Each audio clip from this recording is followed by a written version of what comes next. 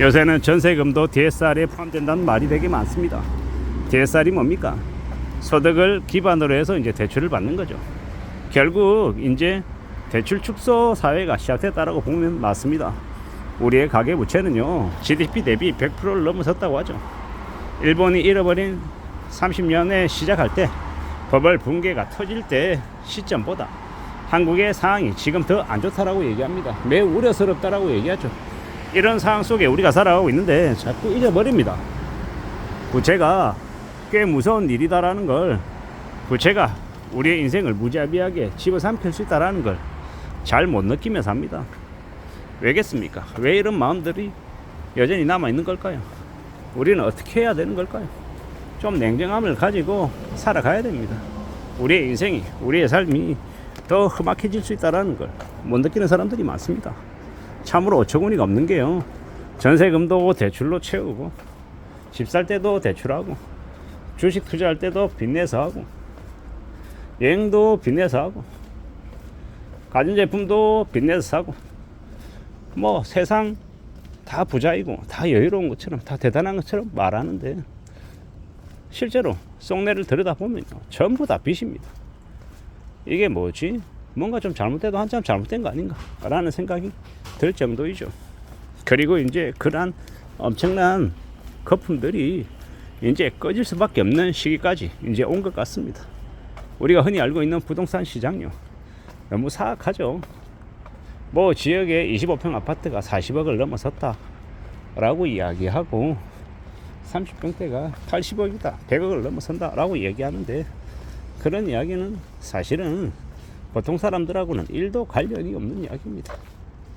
대부분의 사람들은 그 지역의 아파트 가격이 25평이 40억을 넘었는지 80억을 넘었는지 관심도 없고, 실제로 그렇게 된다 한들 그다지 느낌도 없다라는 겁니다. 그런데 이제 전세금이 DSR에 포함이 된다, 대출이 줄어든다라고 하면 이제 서서히 보통의 사람들도 머리 아파하는 거죠. 대출이 이제 더 이상 나오지 않는다고. 이때까지 계속 빚내서 뭔가를 했는데 대출이 안 나온다라고 하면, 그러면 이제 머리가 아픈 겁니다. 어떻게 살아가야 되지? 어떻게 되는 거지? 괜찮은 걸까? 별일 없는 걸까? 해결해 나갈 수 있을까? 극복이 되는 걸까? 답답해야겠죠. 근데 피할 수 없는 길이라고 생각합니다. 올라갔던 건 내려가고, 내려갔던 건 다시 올라가고, 여유로웠던 건 빡빡해지고, 빡빡했던 삶은 좀 여유로워질 수 있다라고 생각합니다. 저는 우리는 인생이 사이클이라고 생각합니다. 봄, 여름, 가을, 겨울처럼요. 지금 되게 덥잖아요. 무덥잖아요. 근데 이 무더위가 제일 극심해질 때, 와 죽겠다 그러고 혀를 내두를 정도가 될 때, 그때 어떤 일이 생깁니까?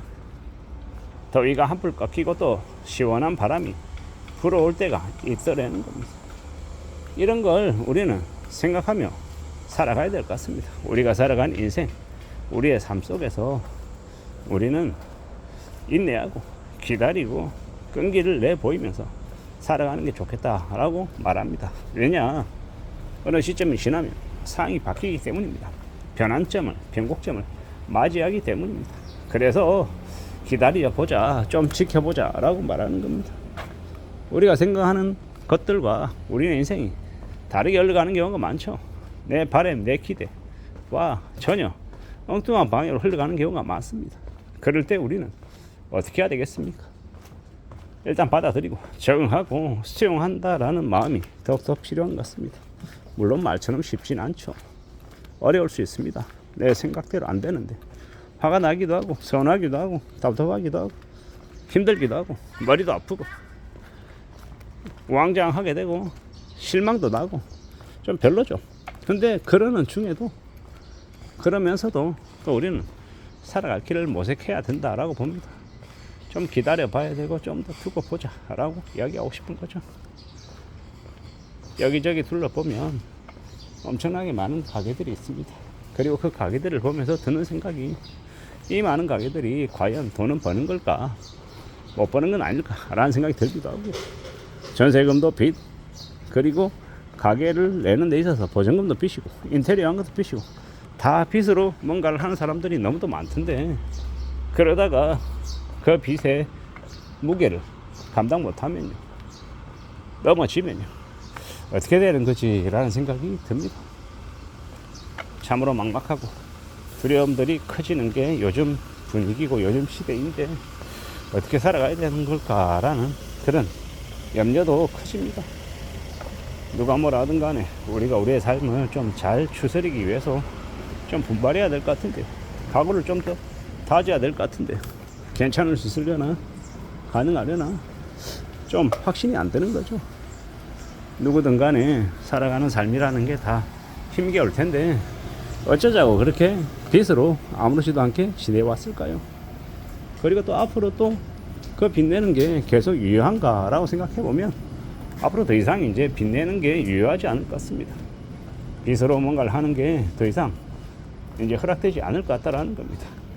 그리고 어느 시점이 되면 그 빚의 일부를 상환하라고 나오겠죠. 그럼 어떻게 되겠습니까? 돈 없는데 빚 갚는 게 안 되는데 이러면요, 그때부터 이제 꼬이는 겁니다.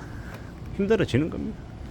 우리가 남들에게 악다구니처럼 과도하게 많은 것들을 요구하고 되게 몰아붙이면 그로 인한 업보가 우리에게 고스란히 되돌아온다고 생각합니다.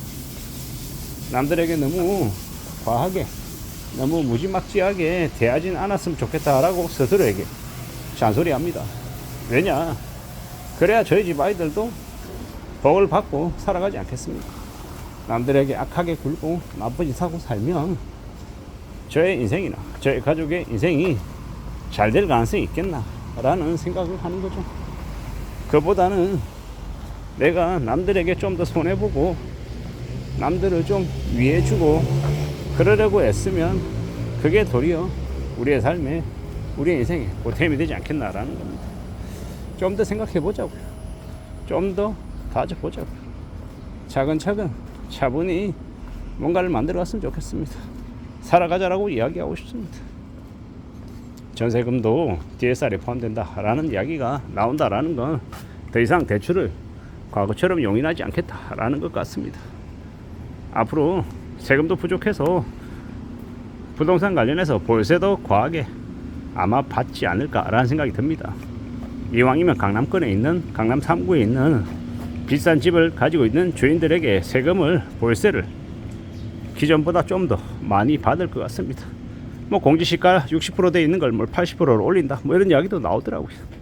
그게 결국은 세금을 더 걷겠다라는 의미로 봐도 무방하지 않겠나라는 겁니다. 좀 더 두고 보고 좀 더 지켜봐야 될 것 같습니다. 우리가 살아가는 인생이 얼마나 더 힘겨워질지 아니면 좀 나아질지는 두고 보는 게, 지켜보는 게 좋을 것 같습니다. 이상입니다.